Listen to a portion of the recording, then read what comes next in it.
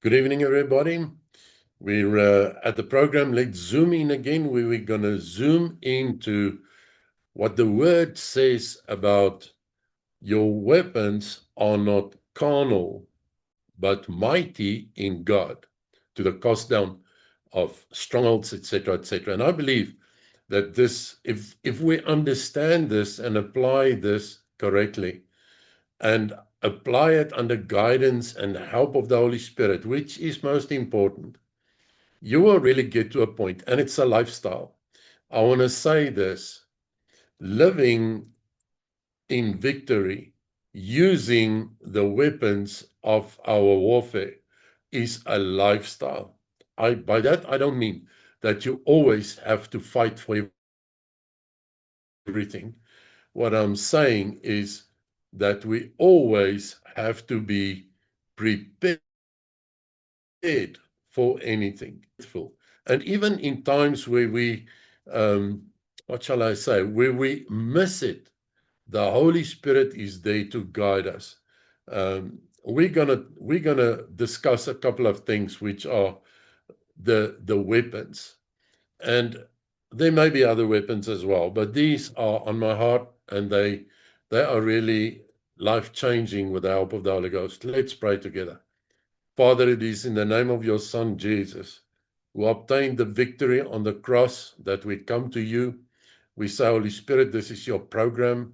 I ask your anointing to be present, to be on it, to change people's lives, to bring breakthrough, to break the yoke, but to teach us the deep things of God, so that we all can say God alone could do it, but that our lives may change to your glory, and that we may really live in victory and live in revelation, and that we can honestly just see your work going forward in our lives to the point where we are surrendered, and to the point where you guide us in all truth. I pray, Holy Spirit, that you will do the teaching and the preaching, because in ourselves we cannot do anything. And we surrender to you in the name of Jesus. Amen.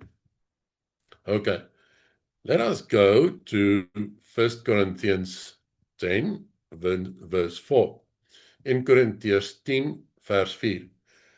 There are a couple of scriptures that I just want to read, or to put on the table, that form the basis of this.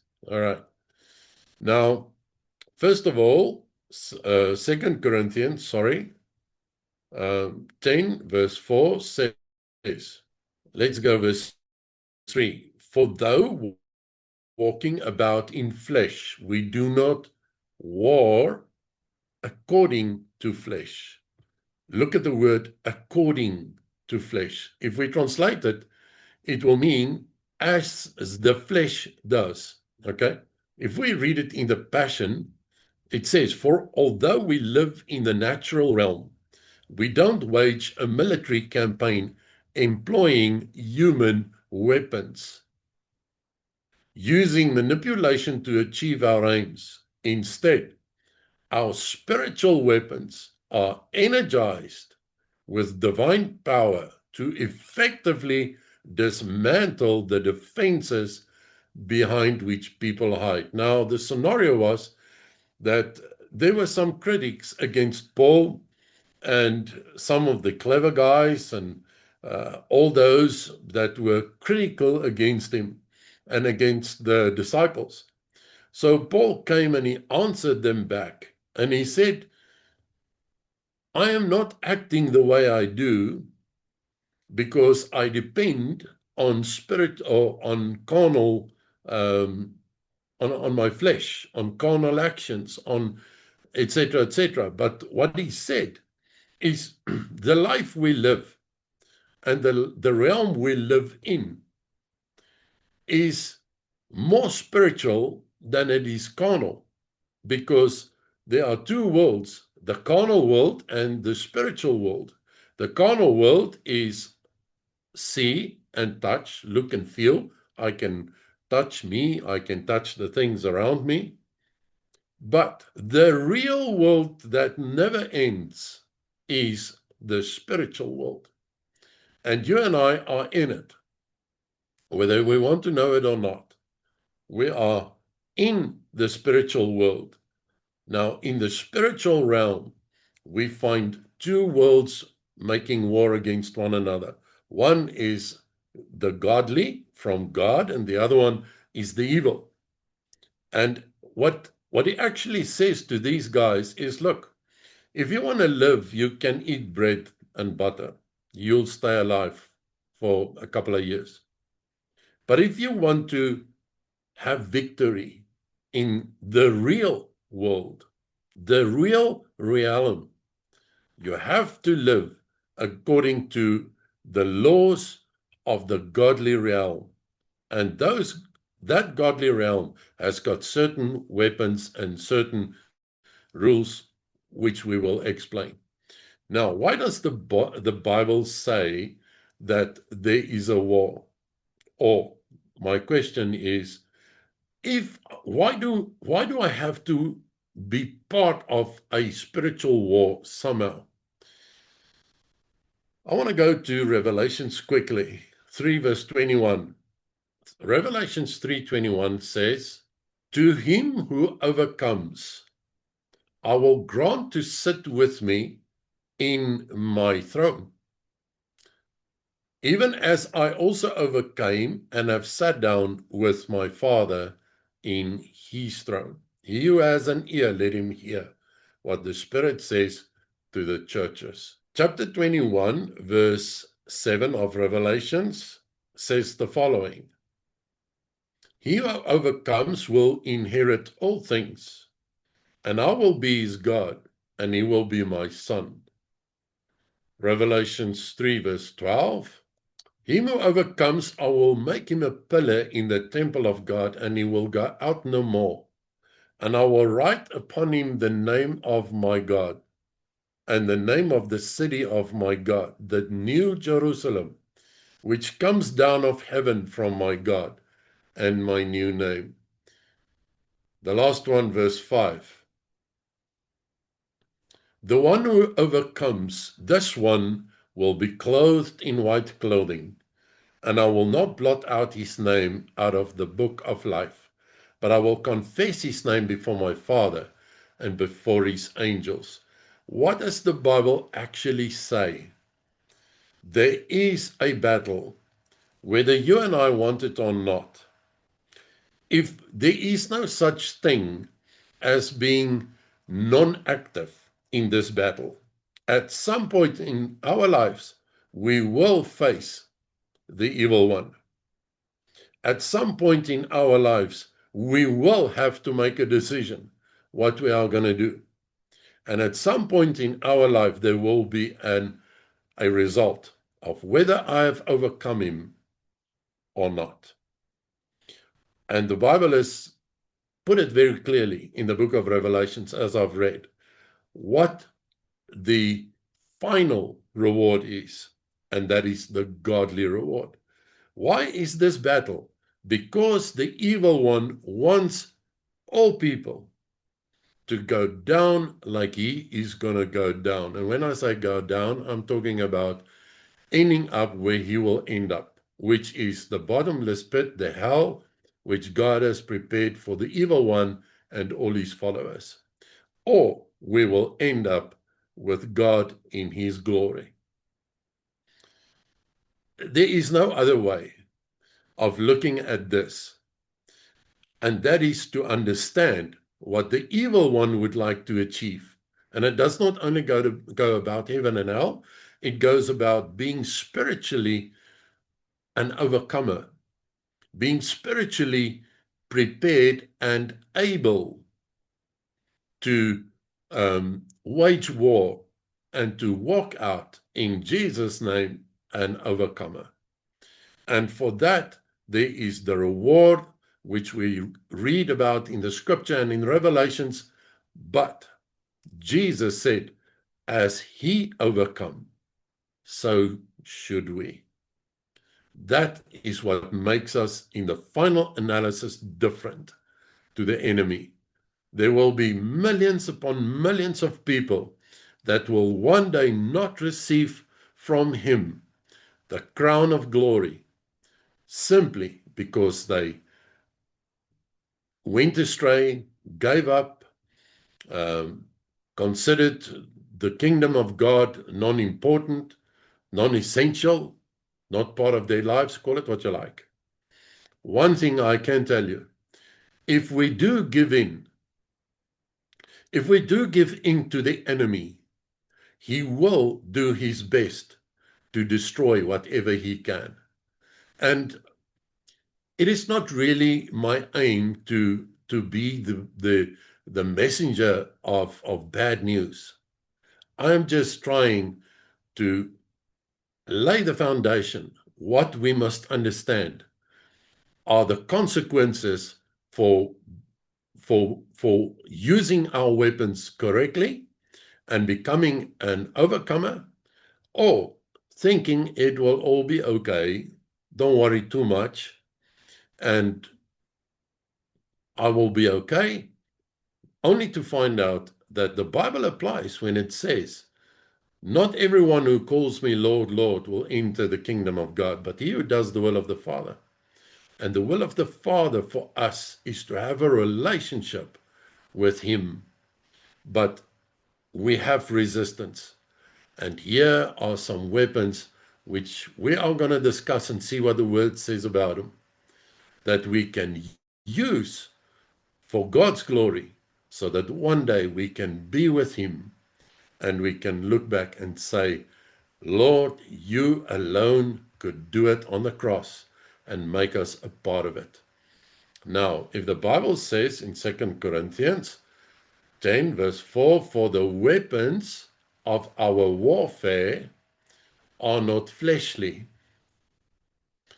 but mighty through God to the pulling down of strongholds. The Passion again, for although we live in the natural realm, we don't wage a military campaign. And that is what this life is. Against the devil, it is a campaign. Every now and then, he comes with all kinds of things, trying to get people to fall for his lies or for whatever he's trying to do. But the Bible says in the scripture, using manipulation to achieve our aims. We don't need all kinds of human efforts to prove that we are busy with the right God, with the right religion. Instead, and here's the difference, our spiritual weapons are energized with divine power. The devil has been stripped from all power that he had. And remember this, next time he lies to you, he never had divine power. He had angelic power. The power that he had was given to him. This is probably the most important thing for you and me to remember. The devil was, because he was created by God. God allowed him to exist. And still to this day, he is not the supreme power. He never had God power. He had angelic power. Yes, he is stronger than a human in the flesh, because angels are stronger than humans. But our battle is not against flesh and blood. Our battle is not physical. Our battle involves weapons that are under the inspiration of divine power, being the Holy Spirit of God, which is with us on this earth. Never forget this. Our weapons are energized with divine power to effectively dismantle.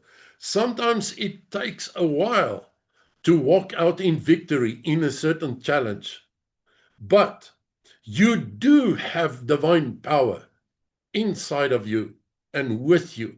It is possible to apply it to secure victory. If the Bible says here,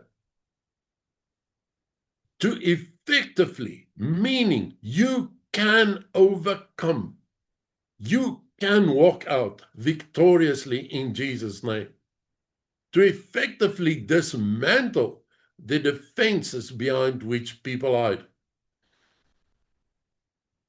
I want to go to the next scripture in 1 John 5 verse 18, and it says,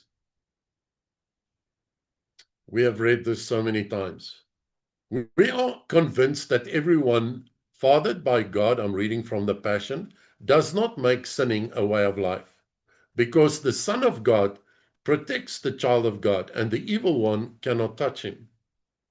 I want to go to Colossians 2, verse 10. You probably all know this. And our completeness is now found in him. We are completely filled with God as Christ's fullness overflows within us. He is the head of every kingdom and authority in the universe. In the King James, it says, and you are complete in him, who is the head of all principality and power. In the Passion, and our completeness is now found in him. We are completely filled with God as Christ's fullness overflows within us. He is the head of every kingdom and authority in the universe.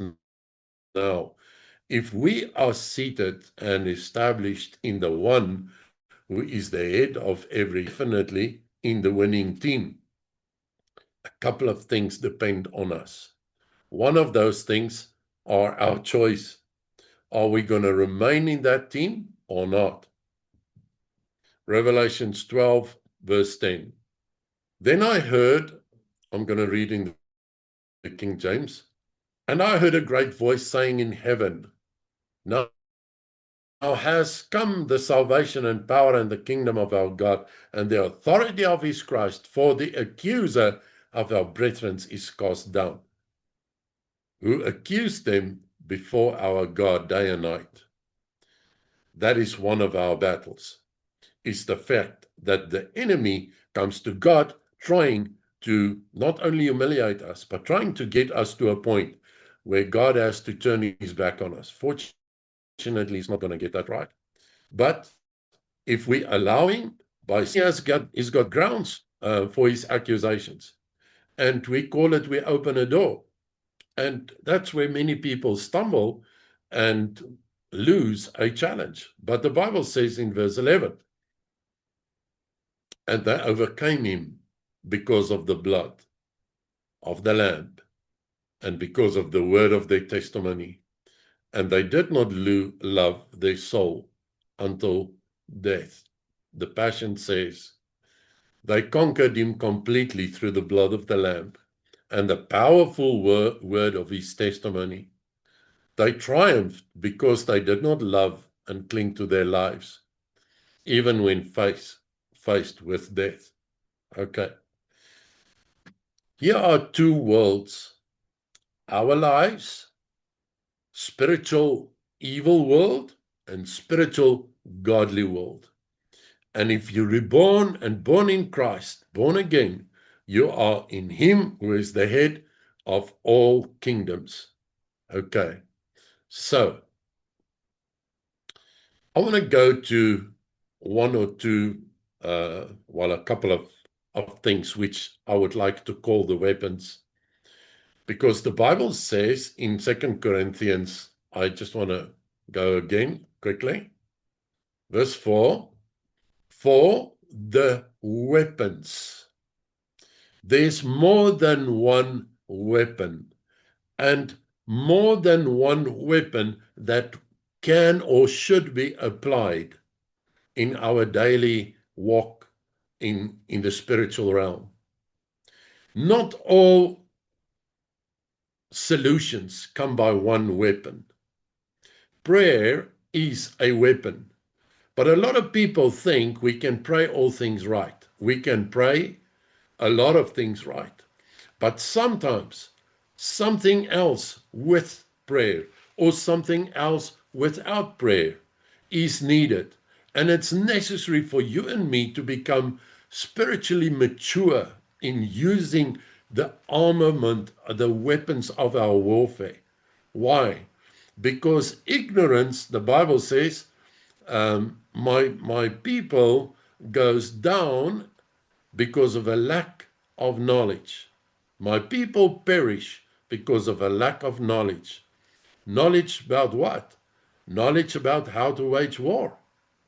There are thousands of people that do not know how to handle the evil one or how to handle challenges. And that's a big gap in people's lives, which the enemy exploits, and he steps in, and people don't know what to do or how to handle those challenges, and they perish. Or they don't see the pitfall that he's creating, and they perish. They stumble, and they end up in those pitfalls. It is important that we know, and I can prove it from scripture, I will, to know the enemy's tactics and to know what weapons to use. Prayer is not the only weapon. It's a mighty weapon. They all are. But we need to understand where and when prayer fits in and where other weapons also fit in. All right. It says, the weapons of our warfare. Remember, although we live in a spiritual world, or a world with a spiritual side to it, there's warfare, and we are part of it. And when the Bible says warfare, it means there is a commander-in-chief. And that commander-in-chief is not you and me. Why am I saying this? Because the commander-in-chief is the most important person. He is the one that will lead this warfare and pave the way, and he has. His name is Jesus Christ. And if we read the Word of God, we will see how he handled the enemy. And that is important, is to follow his example. How do I handle the enemy? There are scriptures where he said, it is written. There are scriptures where he said, go away behind me. There are scriptures where he called the devil a liar. There are scriptures which described how he was praying and fasting. There are scriptures which describe how knowledgeable he was in the word. So we can carry on. You see, we should follow the example of the commander-in-chief if we want to win and be victorious in this warfare. Why? Because he had already fought the fight that we are busy fighting. Okay. The weapons of our warfare are not fleshly. So, everything that pertains to the flesh, my mind, my eyes, my ears, my actions, my emotions, my carnal attributes, characteristics, those are not the things to fight this war with. Those are not the things to depend on, because they are carnal and because they are not proven to be successful. What is proven to be successful? The things which God can use to fight this war. I'm saying again, what weapons will be successful? The things that God can use in my life to fight the war that I'm in. And my emotions, or my eyes, my ears, my responses are not proven. We'll get to the things that are proven just now. They are not fleshly, but mighty through God. Here comes test number 1. Can my hands be mighty through God? The Bible says our warfare is not carnal. The Bible says in another place that we do not fight according to the flesh, but according to the Spirit. It's not by might nor by power. You see, Goliath wanted to do things the carnal way. David said, this is not how you fight these fights. Moses got to the Red Sea with the whole people of Israel, and he prayed to God, and God said, lift up your rod. He did not say, Moses, go and jump in the sea and do all funny things and eat the sea. No. He said, speak my word over it. Lift your rod. Do as I say. So you see, the devil can fight in the physical, but he cannot fight the Holy Ghost. And the Holy Ghost inspires and let his divine power rest upon acknowledged and legitimate spiritual weapons. Then it goes further and it says, they're mighty through God. So whatever weapon I use must be a weapon that God would be. Explain it like this. If God can use my faith, if God can use my prayers, why would he switch over to use my physical hands or my mind or my emotions, which are not trustworthy because they carnal? The Bible says, but mighty through God to the pulling down of strongholds. You see, if I remain under the lies of the devil for long enough, it becomes a stronghold. If I live under the oppression of the devil long enough, it becomes a stronghold. A stronghold is something which is like a fortress that has been built, brick upon brick. And the longer it is strengthened and built up by those bricks, the more difficult it becomes to one day bring it down. And that is why the Bible says our weapons should be divine, should be godly inspired, so that we don't allow a brick by brick building of the enemy's lies and his mischief, so that it one day becomes an evil fortress. Keep him out. All right. Then the Bible says, pulling down imaginations. Imaginations, my mindset, are carnal things, and every high thing that exalts itself against the knowledge of God, and bringing into captivity every thought into the obedience of Christ. All right. I just want to go to a couple of Greek words. The Greek word for flesh is the word sarx, sarx, whichever way you want to pronounce it. It refers to human nature, methods that are carnal, that belong to a human, methods that a human will think out. All right? High thing is human arrogance or intellectual strongholds. There are people that think God has given us enough wisdom that you can fight the enemy with wisdom. We can't. High thing also means every lofty opinion or argument. In chapter 10, verse 5, we read the word knowledge. The Greek word for knowledge is gnosis, Gnosis, which means the reality of who God is. Intimate awareness of God. Now, if I go to verse 5, it says, everything that exalts itself against the knowledge of God, exalts itself against knowing the true reality about God, or exalts itself against true intimate awareness and relationship with God.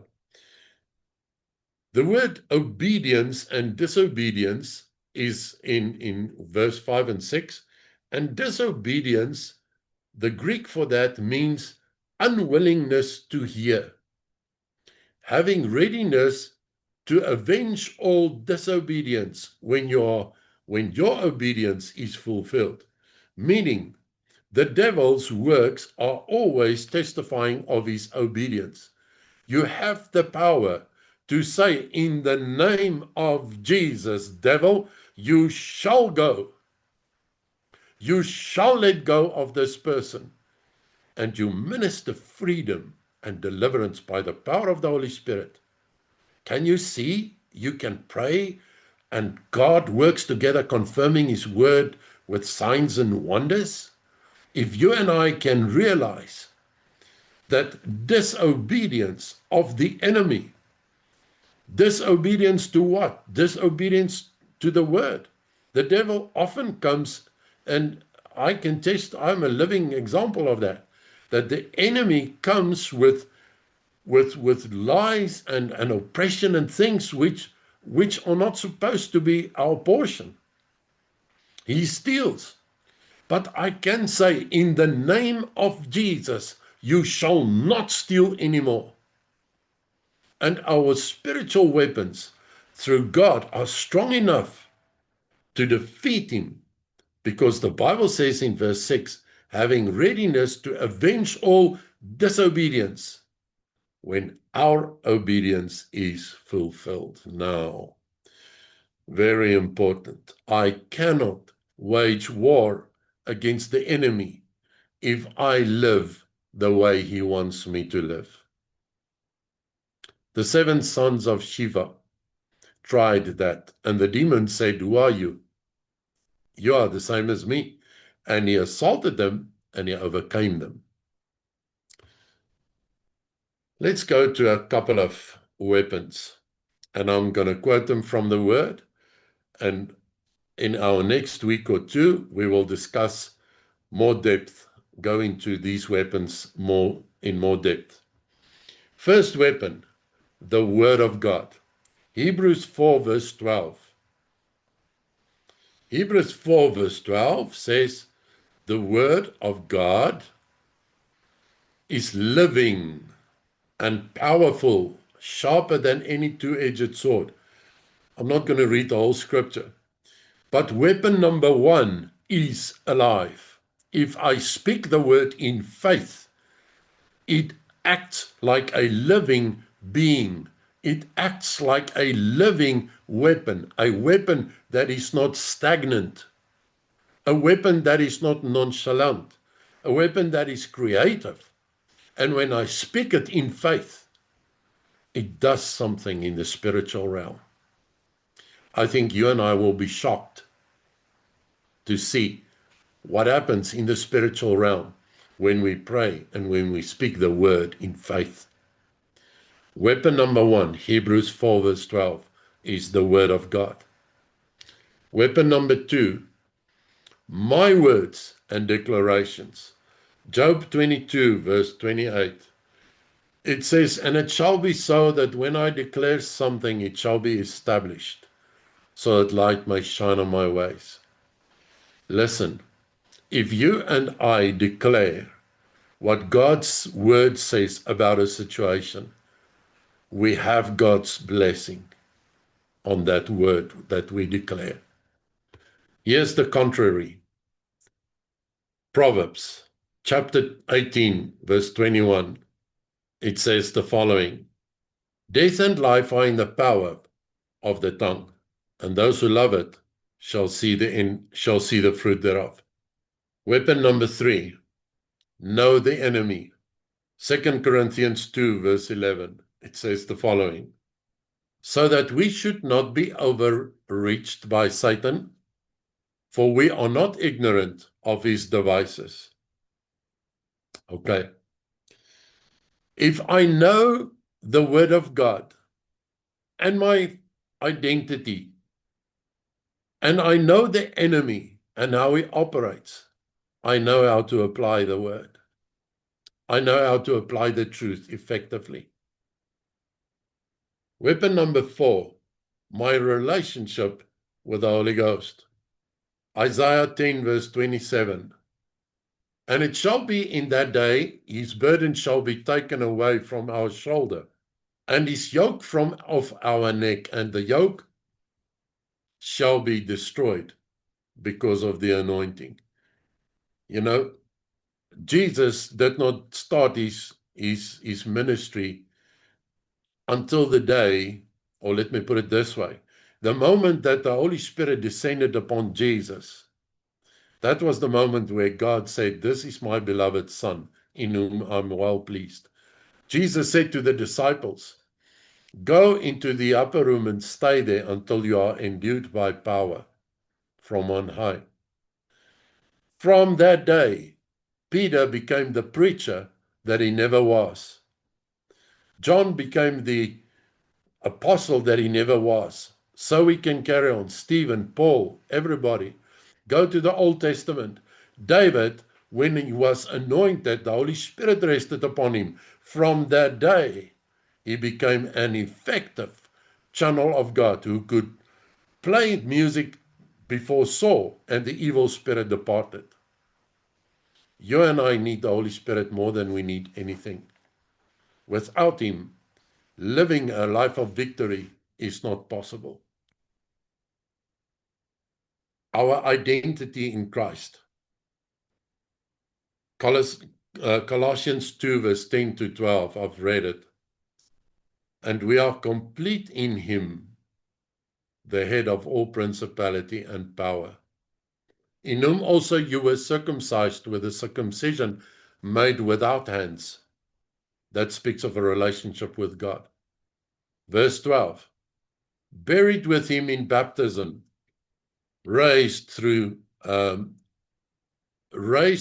faith of the working of God, raising him from the dead.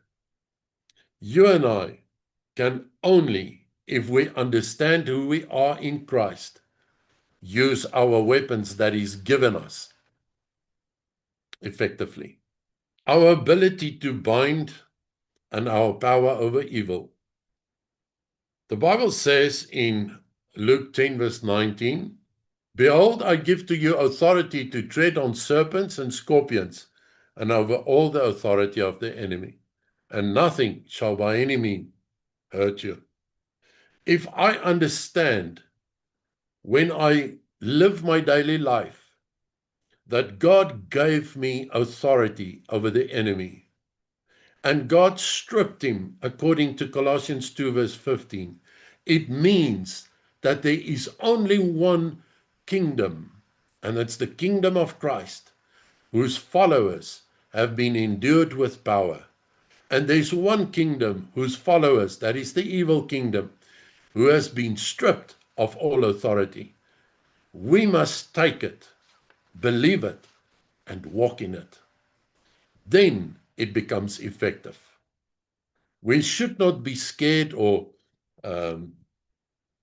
not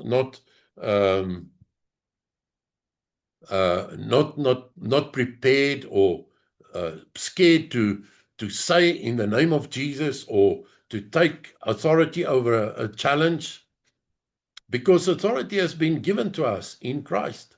We should be confident. When we use our weapons, do it with confidence. The second last I want to mention is faith.